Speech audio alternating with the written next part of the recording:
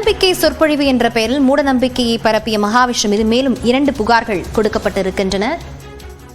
இது தொடர்பான விவரங்களுடன் செய்தியாளர் கோகுல் இணைந்திருக்கிறார். கோகுல், விவரங்களை பதிவு செய்யலாம்.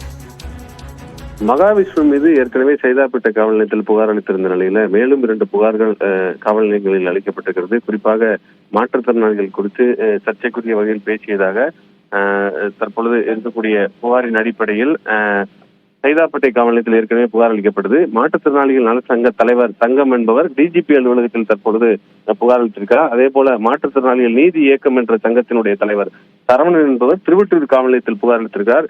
ஏற்கனவே இருக்கக்கூடிய புகாரின் அடிப்படையில் காவல் நிலையங்கள்ல தற்பொழுது மகாவிஷ்ணு மீது விசாரணை மேற்கொள்ளப்பட்டு வருகிறது. வெளிநாட்டில் இருக்கக்கூடிய மகாவிஷ்ணு இன்று சென்னை திரும்புவதாக இருக்கக்கூடிய தகவலின் அடிப்படையிலும் காவல்துறை விசாரணை மேற்கொண்டு வர்றாங்க. விவரங்களுக்கு நன்றி கோகுல்.